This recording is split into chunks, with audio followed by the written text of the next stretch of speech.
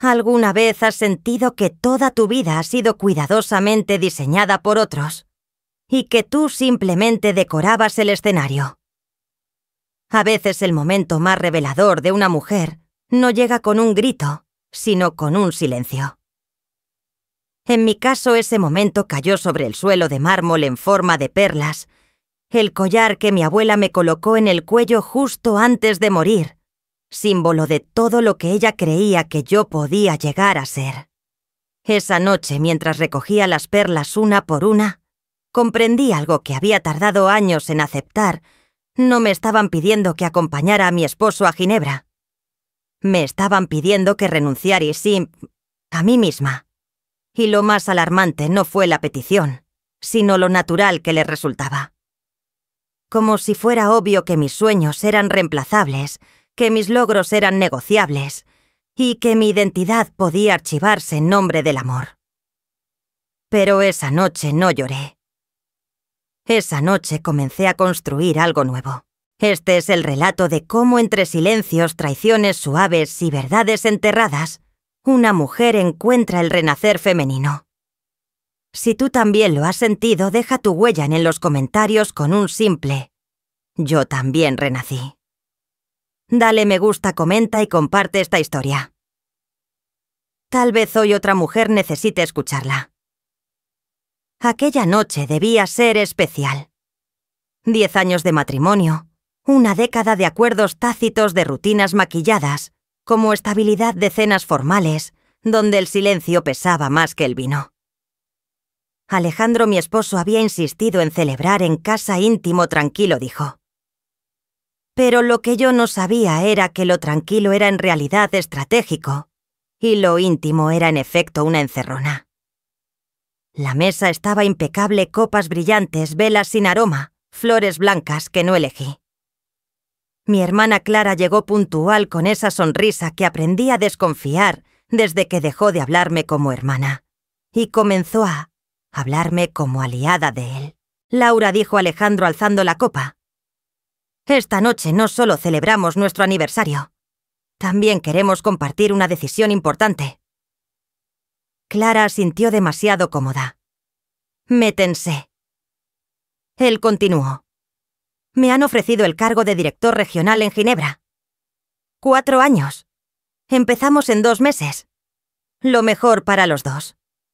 Sentí que el vino se congelaba en mi garganta. Clara intervino con tono de quien ya ha tomado la decisión por ti. Es una oportunidad brillante, Laura. Además, tu estudio puede esperar. Allá puedes empezar de nuevo. Mi estudio. Mi vida profesional. Mi renacimiento personal después de años siendo solo la esposa de Alejandro. Llevaba 6 años construyendo esa firma en Barcelona. Había pasado por despidos, clientes que no pagaban, noches sin dormir, terminando renders, levantando capital, firmando contratos, entrenando a un equipo joven y brillante. Y ahora, era algo que podía esperar. Como si fuera un pasatiempo, como si no sostuviera a 14 personas con sus nóminas. Tragué saliva intentando no romper el aire. Empezar de nuevo, pregunté. Clara me sonrió con esa dulzura condescendiente que siempre usaba cuando quería doblegarme sin parecer cruel. No seas dramática. El matrimonio es eso. Saber ceder. En ese momento movió su copa sin querer, o quizás no tan sin querer, y el vino tinto cayó sobre el mantel blanco tiñendo todo de rojo. Un golpe sordo me estremeció, mi collar de perlas había caído al suelo. El mismo que mi abuela me colocó en el cuello en su lecho de muerte, susurrándome que las Baldwin nunca se arrodillan ante nadie, ni siquiera por amor. Las perlas rodaban por el mármol como pequeñas lunas desperdigadas.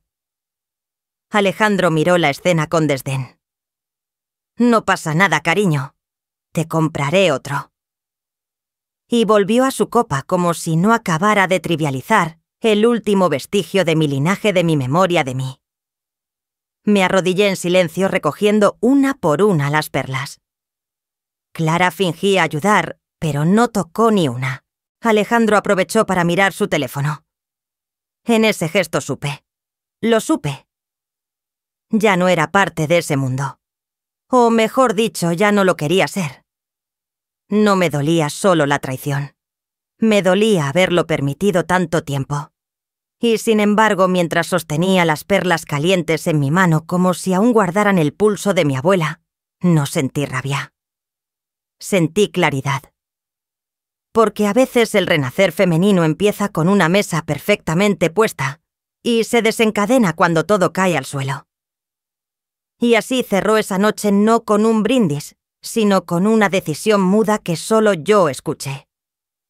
La misma que me llevaría poco a poco a recuperar todo lo que había dejado atrás. Todo lo que aún era mío. La mayoría de las personas que me rodeaban conocían a Laura, la esposa de Alejandro. La arquitecta que dejó su puesto en el despacho más reputado de Madrid para acompañar la carrera de su marido. La mujer siempre sonriente en las cenas de empresa, la que recordaba cumpleaños, organizaba aniversarios, escuchaba planes ajenos como si fueran propios. Lo que no sabían porque nunca preguntaron es que mientras Alejandro escalaba, yo comenzaba desde cero. Lo hice en silencio sin pedir permiso desde una pequeña habitación con luz natural y una mesa prestada. Nació como una consultoría de interiores, luego se volvió un estudio de diseño sostenible y poco a poco se convirtió en un nombre que sonaba fuerte en los círculos creativos de Barcelona. Al principio Alejandro parecía apoyar. Mientras no te quite tiempo, para nosotros decía. Y nosotros significaba en realidad él. Cada éxito mío era recibido con un «qué bien, pero no olvides la cena con sus jefes, pero no te sobrecargues, pero no descuides la casa». Nunca celebramos mis logros con la misma pasión que los suyos. Cuando firmé mi primer contrato grande con un hotel en Valencia, él ni siquiera vino al brindis. Clara, en cambio, lo sabía todo. Y aún así me repetía: «Estás siendo egoísta. Alejandro necesita tu apoyo ahora más que nunca». ¿Y yo? ¿Cuándo fue la última vez que alguien me preguntó qué necesitaba yo? Aquel collar de perlas que recogí del suelo era solo la evidencia final de algo que llevaba años ocurriendo. Porque en cada «puedes empezar de nuevo» que me decían, había una negación del trabajo invisible que hice. De las noches enteras frente al ordenador, de las negociaciones tensas, con proveedores, de los domingos en ferias de diseño, con los pies hinchados y el corazón encendido. Todo ese esfuerzo ignorado, minimizado, silenciado. Esa misma noche, la del aniversario, mientras fingía sonreír para no hacer un escándalo, recibí un mensaje de Marta, mi socia. «Tenemos confirmación. La firma italiana quiere que llevemos su rebranding global. 3 años. Exclusivo. Es nuestro salto, Lau». Me quedé inmóvil con el teléfono en la mano mientras Alejandro contaba cómo en Ginebra las casas tienen chimeneas y clubs de tenis para las esposas. Ese contrato era más que dinero. Era validación. Era la prueba de que yo no había estado jugando a emprender. Era la puerta a una vida profesional que me había costado años construir y que nadie, ni siquiera yo, se había permitido valorar del todo. Respiré hondo, guardé el móvil y seguí recogiendo mis perlas. En silencio. Alejandro no notó nada. Clara tampoco, pero algo había cambiado. Algo se había encendido por dentro. Porque el renacer femenino no siempre empieza con una ruptura. A veces empieza con un contrato firmado y una mujer que por fin se reconoce en su propio espejo. Y mientras Clara hablaba de maletas y visas, yo ya sabía que la única frontera que iba a cruzar era la que me separaba de mí misma. A la mañana siguiente, el silencio entre Alejandro y yo era tan denso como las paredes del piso que compartíamos. El café humeaba sobre la mesa, pero nadie lo tocaba. Él hojeaba el periódico con esa rigidez que adoptaba cuando quería evitar conflictos. Yo, en cambio, lo observaba como si intentara descifrar por qué había tardado tanto en ver lo que siempre estuvo ahí, que él jamás me vio como igual, sino como acompañante. Me armé de valor y hablé con calma. «Alejandro, no pienso ir a Ginebra». Él ni siquiera levantó la vista. Laura, no seas impulsiva. Esta promoción nos cambiará la vida. No, Alejandro, te cambiará la vida a ti. La mía ya la estoy construyendo. Y no está en Suiza. Él dejó el periódico sobre la mesa con un suspiro forzado, como quien tiene que explicarle algo a una niña testaruda. Siempre apoyé tus proyectos. Nunca te puse límites. ¿De verdad? Porque cada vez que algo me iba bien, tú lo llamabas hobby. Porque me tocaba pedir permiso para ir a ferias, justificar mis viajes y planear todo para no interferir con tu agenda. En ese momento Clara apareció. Había pasado la noche en casa, según ella, para acompañarnos en esta decisión importante. Traía el rostro maquillado, la voz afilada por la costumbre. Laura, lo estás tomando todo muy personal. El matrimonio es eso, saber cuándo ceder. Ginebra no es el fin del mundo. No es el lugar lo que me duele, Clara. Es que nadie, ni siquiera tú, mi hermana, haya considerado preguntarme qué quería yo. Clara ladeó la cabeza como si mi respuesta fuera un capricho. Siempre fuiste sensible, pero la vida real exige sacrificios. Sí, asentí, y durante años fui yo la que los hizo. Alejandro se levantó rodeando la mesa como si estuviera a punto de cerrar una negociación. Si no vienes, Laura, esto se va a romper. Lo miré a los ojos sin parpadear. Quizá ya está roto. Solo que ustedes no se habían dado cuenta. Él frunció el ceño sorprendido. Clara dio un paso adelante. ¿Y qué vas a hacer? ¿Quedarte sola en Barcelona jugando a ser empresaria? Sí, respondí sin temblar. Y esta vez no estoy jugando. Aquella conversación que ellos creyeron un ultimátum fue en realidad mi liberación. Porque el renacer femenino también ocurre cuando dejas de mendigar aprobación y empiezas a tomar decisiones que no necesitan aplausos. Salí de la cocina con una taza de café frío en la mano, pero el calor verdadero era interno. El tipo de fuego que solo enciende cuando por fin entiendes que no necesitas el permiso de nadie para ser tú. Y mientras ellos seguían intentando rescatar lo que ya no existía, yo comenzaba a recoger en silencio las piezas de algo mucho más importante: mi voz. 2 días después, mientras el aire entre Alejandro y yo se volvía cada vez más espeso y calculado, decidí salir temprano de casa y caminar por el barrio gótico. No tenía rumbo claro, solo sabía que necesitaba respirar lejos de sus agendas, sus plazos, sus planes. Llevaba el collar de perlas en el bolso aún sueltas envueltas en un pañuelo de lino. Algo en mí se resistía a guardarlas como simple recuerdo roto. Así que entré a una joyería antigua que siempre había visto de lejos, con vitrinas de madera oscura y un letrero que decía «Restauración artesanal desde 1923». El joyero, un hombre de barba blanca y ojos curiosos, extendió una alfombra de terciopelo azul sobre el mostrador y me pidió que mostrara las perlas. Las observó con detenimiento, tocándolas con un cuidado que me conmovió. Estas perlas no son comunes. Parecen del Pacífico Sur de los años 40. Muy bien conservadas, excepto por el cierre. Asentí. Se rompió durante una cena. Fue un accidente. Él giró el broche entre sus dedos y luego con una lupa notó algo inusual. Aquí hay una pequeña ranura, como si escondiera algo. Lo abrió con delicadeza y extrajo una diminuta llave no más grande que la uña de mi meñique. Me miró intrigado. ¿Sabía que estaba aquí? Negué sorprendida. Una llave. Mi corazón se aceleró. Esa noche en casa me encerré en mi estudio y sostuve la llave bajo la luz. De pronto una imagen olvidada me golpeó la tarde en que mi abuela, apenas unos días antes de morir, me puso el collar. Estas perlas no son joyas. Laura me dijo, son un legado. Y como todo legado guardan más de lo que parece. Pensé que hablaba en sentido figurado. Pero ahora comprendía que me hablaba literalmente.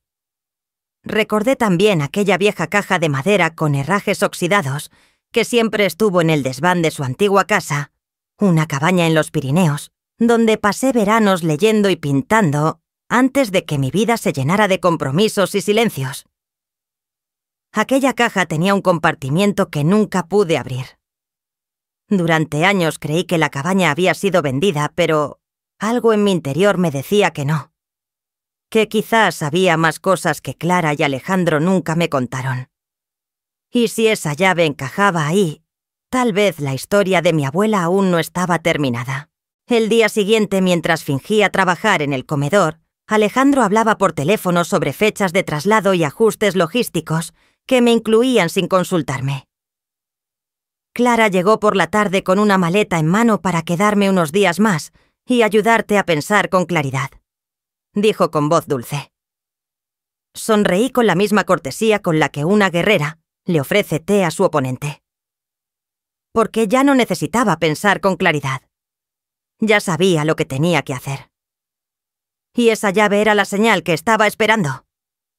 El renacer femenino a veces comienza cuando te das cuenta de que tu historia no empezó contigo, sino con las mujeres que vinieron antes, y que quizás aún tienen algo que contarte.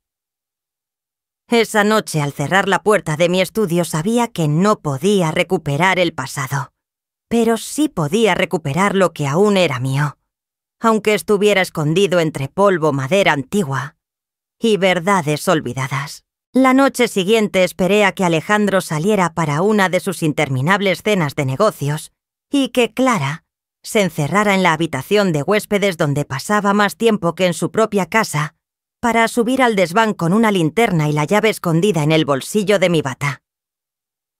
El desván olía a madera vieja y recuerdos no dichos. Entre cajas polvorientas y cuadros abandonados allí estaba la caja de mi infancia. Tenía el tamaño de un baúl pequeño, herrajes dorados ya oxidados por el tiempo, y en un lateral ese pequeño compartimiento que siempre había resistido abrirse. Introduje la llave con manos temblorosas. Encajó sin resistencia. Dentro encontré una carta con mi nombre escrito en la caligrafía firme de mi abuela y un sobre sellado con un logotipo notarial. La carta comenzaba con un tono cálido casi maternal. Si estás leyendo esto, es porque decidiste no ceder. Porque elegiste ser tú, aunque el mundo te exigiera lo contrario. En el sobre adjunto había un testamento modificado fechado un año antes de su muerte. En él la cabaña en los Pirineos que supuestamente había sido vendida pasaba legalmente a mi nombre. También se incluía un extracto bancario de una cuenta, a mi favor, abierta por mi abuela en secreto. El documento indicaba que Clara y Alejandro sabían de esta modificación, pero nunca me la entregaron. La traición me supo amarga. No solo habían intentado silenciar mi presente, también me robaron el pasado. Bajé al salón con los documentos en mano con la sangre hirviendo, pero la voz contenida. Clara estaba en el sofá pintándose las uñas con su indiferencia de siempre. Levantó la vista. ¿Dónde estabas?, preguntó. En el desván, con la caja de la abuela, la que tú dijiste que estaba vacía. El silencio fue inmediato, pero no incómodo para mí. Era la pausa de alguien que sabe que ha ganado. «No entiendo de qué hablas», murmuró bajando la mirada por primera vez. «Sí que entiendes. Sabías que la cabaña era mía. Sabías que me dejó algo más que palabras bonitas. ¿Por qué no me lo dijiste?» Clara se encogió de hombros. «Porque nunca lo necesitaste. Siempre lo tuviste todo. Todo. Tener que pedir permiso para ser yo misma es tenerlo todo. Callarme para no incomodar. Renunciar para no desentonar». La máscara se le cayó por segundos. «No sabes lo difícil que fue ser la hermana menor siempre comparada contigo. Y sin embargo fuiste tú quien decidió unirte a Alejandro y borrarme del mapa». Clara se puso de pie desafiante. «Ese lugar en los Pirineos siempre fue mi escape. Yo lo descubrí contigo. Yo lo amaba. Pero no era tuyo. Y lo sabías». La conversación terminó cuando le mostré el documento con mi nombre. No gritamos. No lloramos. Porque a veces el renacer femenino no necesita escándalos. Solo verdad. Esa noche recogí mis cosas y guardé la carta y el testamento en una carpeta. Salí sin hacer ruido, dejando atrás una casa que ya no me pertenecía, con la misma calma con la que se abandona una piel que ya no abriga. Porque cuando el legado de una mujer te llama desde el silencio, no necesitas permiso. Solo valor. Y yo al fin lo tenía. 2 días después recibí un correo inesperado de Marta con el asunto urgente. Junta extraordinaria. Algo en su tono me alertó. Me pidió que llegara temprano al estudio. Cuando entré la vi sentada con expresión tensa rodeada de carpetas. Laura Alejandro convocó una reunión con los socios minoritarios. Dice que es por tu inestabilidad emocional. Quiere proponer una reestructuración temporal. Ya sabes lo que eso significa. Sí lo sabía. Quería quedarse con mi estudio. No le bastaba con Ginebra. Quería que me callara, desapareciera, y que todo lo que construí pasara a su nombre. El tipo de movimiento que ejecutivos como él llaman solución práctica. Pero esta vez no era la esposa que asentía. Era la fundadora. Y esta vez no iba a irse en silencio. A las 11 en punto entramos en la sala de juntas. 5 personas esperaban, 3 de ellas contactos directos de Alejandro. El cuarto un abogado de su parte. La quinta una mujer seria llamada Teresa que apenas me conocía. Alejandro habló primero con esa voz baja y pulida que usaba para manipular sin parecerlo. Estamos preocupados por el estado actual de Laura. Su vida personal ha afectado su desempeño. Proponemos una pausa en sus funciones como directora creativa para proteger la estabilidad del estudio. Marta intervino de inmediato. ¿Basado en qué hechos concretos, uno de los hombres, Martínez, antiguo colega de Alejandro, respondió? Su situación conyugal. Su alejamiento del equipo. Su falta de respuesta ante decisiones clave. Respiré hondo. Abrí mi carpeta. Desde enero hasta ahora los ingresos del estudio han subido un 38%. Acabamos de cerrar un contrato exclusivo de 3 años con la firma italiana Fiorenza. Aquí están las cifras. Inestabilidad. Lo que hay es crecimiento. Alejandro fingió sonrisa. Pero, emocionalmente, mi matrimonio no tiene nada que ver con mi capacidad de dirigir una empresa. ¿O es que los hombres divorciados también pierden cargos? Teresa, la única que no había hablado, pidió ver los documentos. Los revisó en silencio. Luego levantó la vista y dijo: No veo fundamentos reales para remover a nadie. Yo voto en contra de la propuesta. El resto se miró incómodo. Sin mayoría no podían hacer nada. Alejandro me miró con los labios tensos. Esto no ha terminado. No le respondí sin bajar la voz, pero esta parte la gané yo. El renacer femenino en ocasiones ocurre cuando te niegas a firmar tu propia desaparición. Cuando entiendes que proteger lo tuyo no es egoísmo, es justicia. Salí de esa sala más liviana. No por haber vencido hasta Alejandro, sino por haberme defendido. Por no haber retrocedido ni un centímetro en una batalla que antes ni me habría atrevido a nombrar. Y mientras él planeaba su siguiente jugada, yo solo pensaba en una cosa. Ahora sí estaba lista para volver a la cabaña. Para abrir no solo una puerta, sino una nueva vida. 2 días después de la reunión tomé el tren hacia los Pirineos, con una mochila ligera, la carpeta con los documentos de mi abuela y el collar de perlas ya restaurado. No le dije a nadie, ni siquiera a Marta. Solo dejé una nota sobre mi escritorio. Necesito silencio para ordenar lo que sí merece ruido. El paisaje cambió lentamente a medida que nos alejábamos de la ciudad. Las montañas nevadas se alzaban con esa majestuosidad callada que solo la naturaleza sabe sostener. Cuando llegué al pequeño pueblo, todo parecía detenido en el tiempo. Tomé un taxi hasta el sendero de tierra que recordaba de niña y caminé los últimos metros. Allí estaba. La cabaña, con las mismas contraventanas verdes, la chimenea de piedra y el crujido suave de la madera vieja que parecía reconocer mis pasos. Dentro todo era polvo y calma. En una de las estanterías encontré un retrato que no había visto antes mi abuela joven de pie, frente a esa misma cabaña, con las perlas brillando en su cuello, y una expresión de serenidad feroz. Era como si me mirara y me dijera: «Llegaste. Por fin». Me senté frente a la chimenea con la carta en las manos. Si estás leyendo esto, Laura, es porque elegiste no desaparecer. Porque aún en el ruido recordaste que eras libre. Esta cabaña es tuya. No solo por papeles, sino porque eres de las que no se rinde. Aquí es donde yo volví a ser yo. Y aquí tú también puedes hacerlo. Respiré hondo. Por primera vez en meses no tenía que medir palabras, evitar conflictos, justificar decisiones. No tenía que explicar por qué me dolía ceder o por qué no quería seguir instrucciones disfrazadas de amor. Esa noche dormí profundamente con las perlas en la mesita y la chimenea crepitando. Ningún mensaje. Ninguna mirada de juicio. Solo el sonido de la nieve cayendo y mi cuerpo por fin en paz. El renacer femenino a veces no necesita testigos. Solo un lugar que no te juzgue, un recuerdo que te sostenga y la certeza, aunque aún tímida, de que volver a empezar no es fracasar, sino tener el coraje de elegirte otra vez. Y mientras el fuego seguía ardiendo, yo también comenzaba a encenderme desde dentro.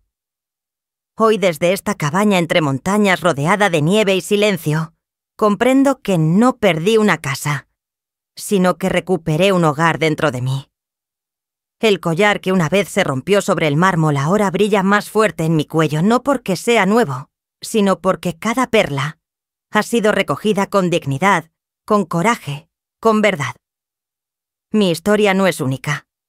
Hay miles de mujeres que han tenido que dejar de pedir permiso para existir, que han cruzado el mismo umbral entre complacer y despertar. Y a ellas quiero decirles: esto no es egoísmo elegirte. Es justicia. No es huida. Es el renacer femenino. Si tú también pasaste por un momento que te cambió desde dentro, déjalo en los comentarios con las palabras «Yo también renací». Quizás tu historia, como la mía, inspire a otra mujer a levantarse. Y si esta historia te tocó el alma, compártela.